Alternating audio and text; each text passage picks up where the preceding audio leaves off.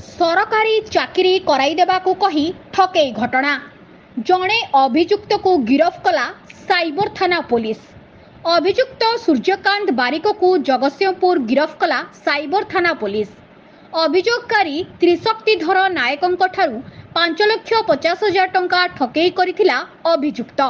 Cyber police station रे गत 20/9/2022 रे गोटे केस रिपोर्ट होता जो कंप्लेनेंट आम त्रिशक्तिधर नायक थिले से जाजपुर थिले आ से रिपोर्ट करथिले जे तांको चाकरी देबा बहाना रे 5,50,000 टंका जड़े एजेंट हिसाब रे नहीं जाइए आ से विभिन्न माध्यम रे पैसा नहीं गूगल पे फोन पे और कैश भी नहीं जिते बड़े चाकरी तार हेलानी से जिते बड़े पचारे थिला कि मोर चाकरी कहीं होनी मो पैसा फेराओ तो से अल्प किसी फेरे से आक्यूज जे आमर अच्छा जे जहाँ ना सूर्यकांत बारिक से फेरार होते आउट ऑफ स्टेट भी पड़े तो तापरे आम इन्वेस्टिगेशन कलु आमर इन्वेस्टिगेटिंग ऑफिसर ज्योति परिड़ा साइबर पीएस सी आक्यूज को धरिले जगतसिंहपुर आम आक्यूज को आणिलु तापरे ड्यूरिंग इन्वेस्टिगेशन और इंटरोगेशन से मानिले इटा कि हाँ से मिछटारे कही पैसा नहीं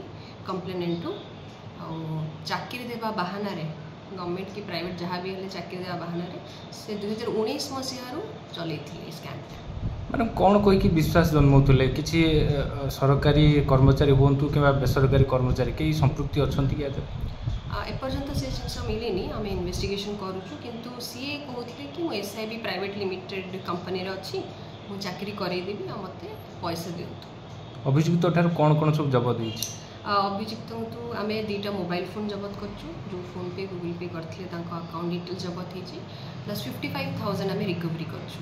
मैडम यही जन को ठकई करछंती ना आउ काहा को ठकई सब करछंती एबे पर्यंत जो कंप्लेंट अछंती तांकर ही आम तदंत करछु आगु किछि जणा पड़ले हम निश्चित माने अभियुक्तर क्वालिफिकेशन कौन से आगु कौन करूथला केते दिन हो एभली ठकई सब आपणैथिला।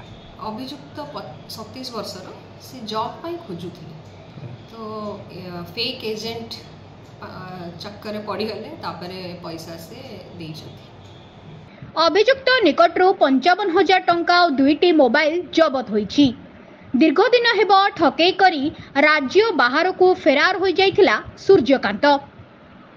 गाँ को फेरिबा परे माड़ी बसिला पुलिस आउ काहाकू काहाठू ठकेई करिछि सूर्यकांत से दिग को नहीं खोलताड़ करुछि साइबर थाना पुलिस।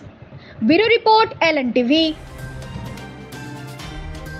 LN TV स्वर आपणंकर।